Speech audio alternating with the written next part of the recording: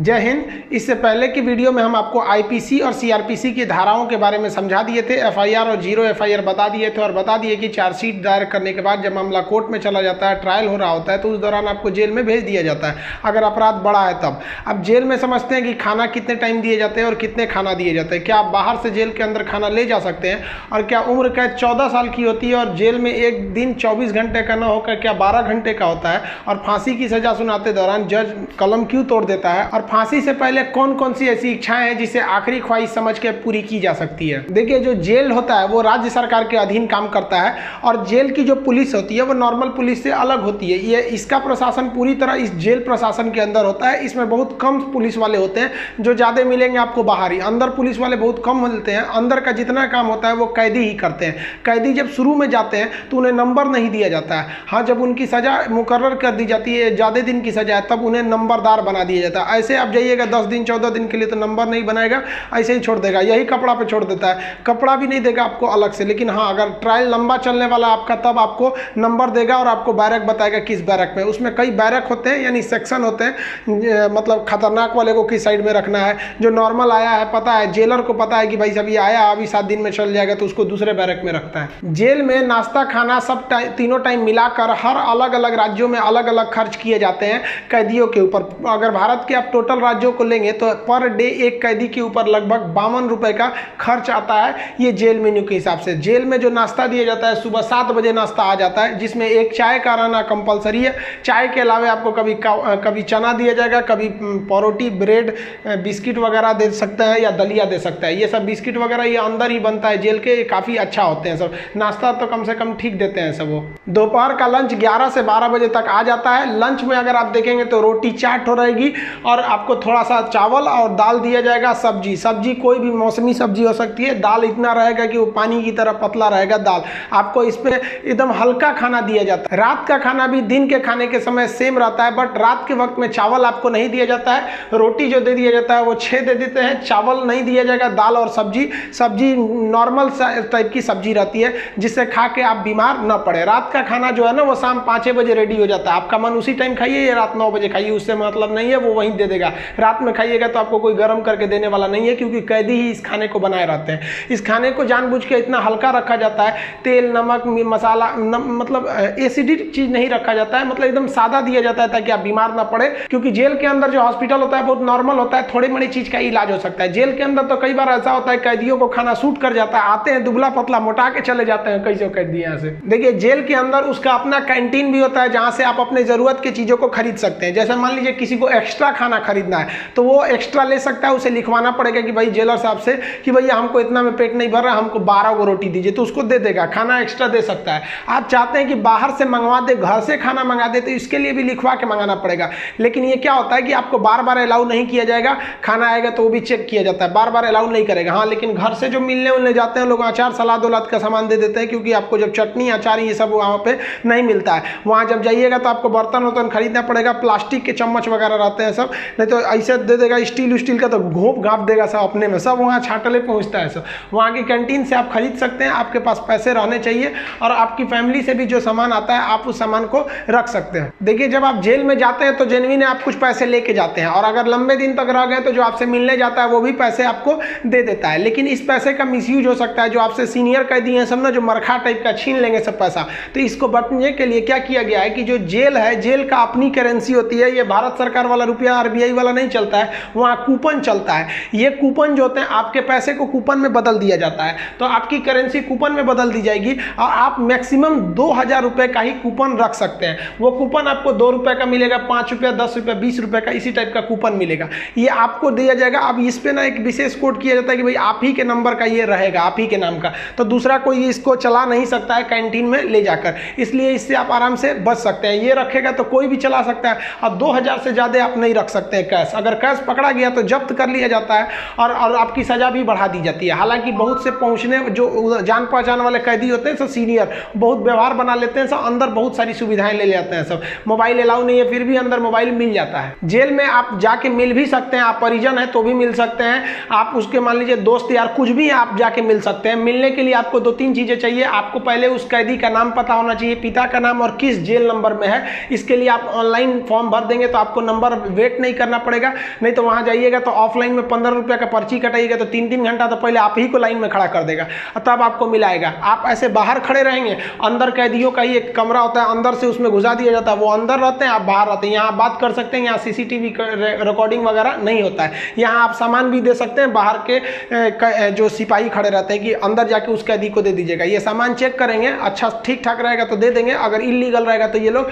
नहीं देते हैं और आपकी सजा को बढ़ा देते हैं। तो आप मिल सकते हैं। मिलने का टाइम 10 बजे से 3 बजे तक होता है, उसके 3 बजे के बाद जाएंगे तो मिलने नहीं देगा, 10 बजे से पहले जाएंगे तो नहीं मिलने देगा। आप वहाँ जाए कि अगर किसी से मिलने जाते हैं, देखिए कई बार ऐसा भी होता है कि फर्जी FIR में किसी को फंसा दिया जाता है, वो भी बता देंगे कि फर्जी FIR होता है तो कैसे आपके नाम को हटाया जा सकता है। और बहुत से स्टूडेंट्स को इस बात का डर रहता है कि जब वो तैयारी कर रहे होते हैं तो उनका पड़ोसी वाला उल्टा सीधा केस में फंसा देता है, FIR करा देता है, तो टेंशन में आ जाते हैं कि मेरी नौकरी चली जाएगी। अरे भाई हम गारंटी देते हैं नहीं नौकरी जाने देंगे। अब उसको भी वीडियो में समझा देंगे कि कैसे आपके ऊपर FIR हो गया है तो उसे कैसे कटवा सकते हैं, और आप स्टूडेंट हैं, आपका FIR हो गया, नाम चला गया, फिर भी आपका जॉब होगा, गारंटी बोलते हैं कि होगा। अब बहुत से लड़कों का ऐसा कराए भी हैं, और नियम है, हम क्या अपने घर से कराएं, नियम है, बस आप नहीं जानते वो अलग बात है। तो आप उन लोग के लिए गिफ्ट वगैरह लेते जाइएगा। गिफ्ट मतलब क्या चीज़, खाने पीने का अचार ले लीजिएगा, थोड़ा सा घी वगैरह ले लीजिएगा, ताकि अंदर अच्छा खाना नहीं लगता है, बाहर का इतना ज़्यादा आइटम रहता है, अंदर जाके आदमी उब जाता है। गुटखा वगैरह नहीं ले जा सकते, क्योंकि अंदर जो सफाई का काम होता है वो कैदियों को ही करना रहता है। गुटखा दे देंगे तो खा के थूक देगा।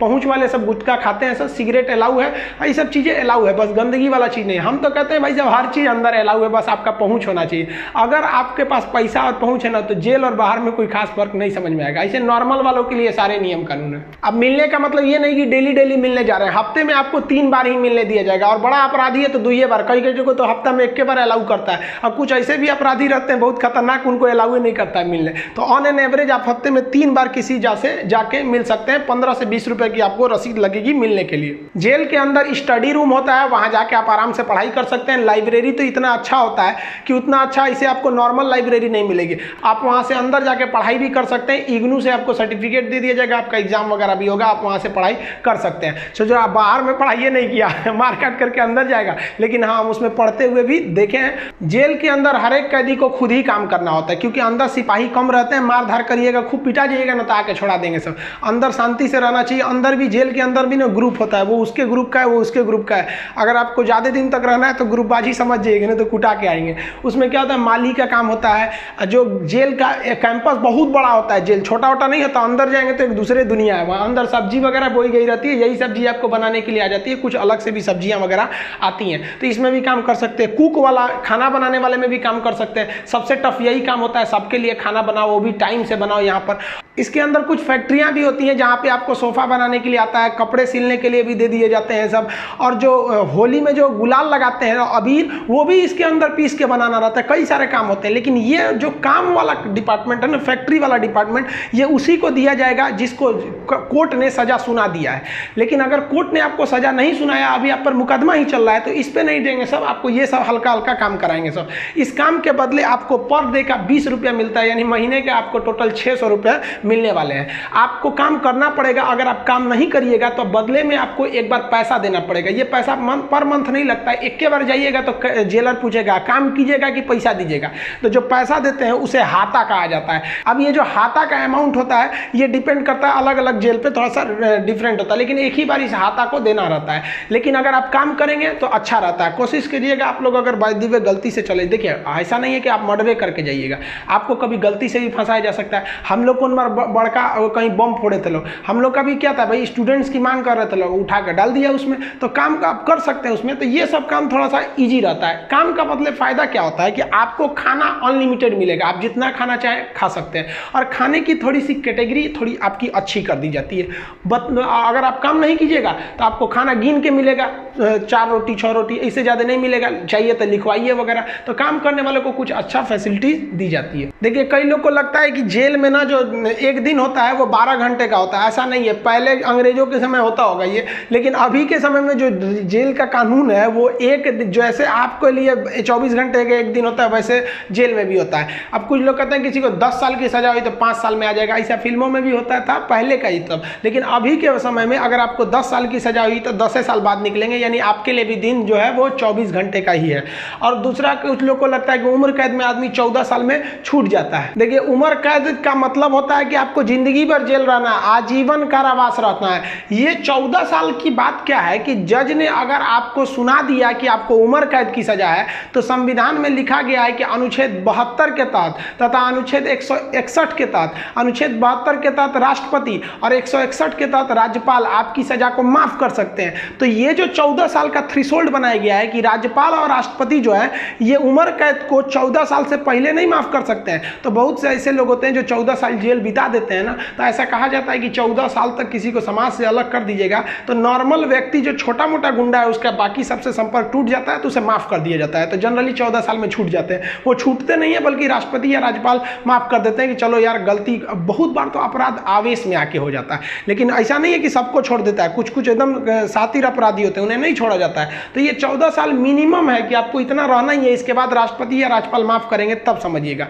अब एक चीज देखेंगे कि जब जज जो होता है जब फांसी की सजा सुनाता है तो दो चीजें इस पे ध्यान दीजिएगा। फांसी की सजा सुनाने के बाद वो स्याही को, कलम को तोड़ देता है। वो इस बात का संकेत है कि अब हम आपके ये जो फांसी की सजा सुना दिए हैं ना, हम जज होने के बावजूद भी अब इसमें कुछ बदलाव नहीं कर सकते। यानी ये कलम अब मेरी किसी काम की नहीं रहेगी, क्योंकि हम ये कलम रहने के बावजूद आपकी सजा में अब कुछ चेंजिंग नहीं कर सकते। इसलिए जज को बड़ा सोच समझ के फांसी की सजा सुनानी पड़ती है और तोड़ देता है। ये तोड़ने की प्रक्रिया एक संकेत है, ऐसा नहीं है कि उसमें तो दूसरा कलम से नहीं लिख देगा। ये केवल एक दिखाने के लिए संकेत होता है। कैसे दुल्हा जाता है तो एक परछावना होता है उसका, वैसे एक तरह से समझिए। तो ये और इस पे लिखा जाता है टू हैंग टिल डेथ, लटकाओ तब तक जब तक मर न जाए। क्योंकि इतिहास में एक बार घटना हुई थी, एक जज साहब ने फैसला सुना दिया था कि इस अपराधी को फांसी पर लटका दिया जाए। अब जब उसे लटकाया गया तो कहा जाता है कि वकील जो था वहां पे ऑब्जेक्शन कर दिया कि लटका दिए, अब हटा दीजिए, क्योंकि आपने ये कहा है कि लटकाया जाए तब तक जब तक ये मर न जाए। अब तो लटकाने का फैसला दिए थे, फांसी पर लटक गया, आप जल्दी उतारिए। इस तरह की एक कई सारे पहले के मिथ हैं। अब इसके 100% सत्यता की हम गारंटी नहीं लेते हैं, क्योंकि ऐसी कहानियां बहुत हैं। तो वो लिख देता है कि हैंग टिल डेथ, तब तक लटकाइए जब तक ससुरा मर नहीं जाता है। तो फांसी की जब सजा दी जाती है तो जल्लाद जब सजा दे देता है तो वहां एक मजिस्ट्रेट रहते हैं, एक डॉक्टर रहता है और जेल सुप्रिटेंडेंट रहता है। फांसी पे लटके ही रहिएगा, डॉक्टर चेक करेगा, ससुरा अभी बचल है, छोड़ दो, अभी 10 मिनट और छोड़ दो। तब तक डॉक्टर नहीं कह देता, जब तक कि मर नहीं गए तब तक आपको लटकैले रह जाएगा। फांसी जो है वो अक्सर मॉर्निंग में ही दी जाती है, क्योंकि जेल प्रशासन के ऊपर सबसे बड़ी जिम्मेदारी फांसी की होती है। वो सुबह सुबह इसे निपटा देना चाहता है और सुबह के समय जनता मीडिया भी उतने ज़्यादा एक्टिव नहीं होती है। खैर ये सेकेंडरी वजह होता है। फांसी घर में जब कैदी को लाया जाता है तो जल्लाद इस कैदी का चेहरा नहीं देख पाता है, क्योंकि पुलिस पहले ही उसके चेहरे को काले कपड़े से ढक देते हैं। जल्लाद जो होता है उसे काले कपड़े में पहना के फिर फांसी पर लटकाता है। इसे कपड़े ढकने का एक और रीजन है कि जब फांसी लगाई जाती है, किसी को फांसी दिया जाता है तो उसके आंख वगैरह काफ़ी मतलब तड़पता है, तो एक होता है ना कि थोड़ा सा खराब लगेगा उस वजह से। तो यहाँ पर जो जल्लाद होता है इसे पहले ही, इसको फांसी लगाने से पहले इसे कपड़ा ढक के इसको लटका दिया जाता है। लटकाने से पहले इसे जब फांसी देना होता है तो उससे पहले इससे पूछी जाती है आखिरी ख्वाहिश। यहाँ वो अपने पसंद का खाना खाने को कह सकता है, अपने रिश्तेदारों से मिल सकता है, या कोई धार्मिक ग्रंथ कह सकता है कि हम उसको पढ़ना चाहते हैं। इससे ज़्यादा उसकी कोई ख्वाहिश नहीं पूरी की जाएगी। ऐसा नहीं कहेगा कि हमको मर्सिडीज में घुमा दीजिए, ये मरने वाला होता है, इसकी ख्वाहिश क्या बची रहती है। इन सबको तो अपने तबीयत खराब हो जाता है। जब इसके कपड़े में जल्लाद जब फांसी देने जाता है तो इसके कान में कहता है कि मुझे तुम माफ़ करना, मतलब ये हमारी ये तो मजबूरी थी, भगवान के लिए मुझे माफ़ कर दो या अल्लाह के लिए मुझे माफ़ कर दो, तुम्हें अपने भगवान का वास्ता, जिस धर्म का ये अपराधी है। क्योंकि भाई इसमें कैद ये जो जल्लाद का इसका क्या दिक्कत है, इसको तो जज ने जो आदेश दिया वो इसको पालन करना है। फांसी के बाद इसके जो बॉडी होती है वो पोस्टमार्टम के लिए भेज दिया जाता है, फिर घर वालों को दे दिया जाता है। आप जिस धर्म के हैं उस धर्म के हिसाब से इनका अंतिम संस्कार आप कर लीजिए। आई होप आप जेल मेनू समझ गए होंगे। नेक्स्ट वीडियो में बता देंगे कि फर्जी FIR से कैसे बचा जा सकता है। मिलेंगे नेक्स्ट वीडियो में, तब तक के लिए जय हिंद।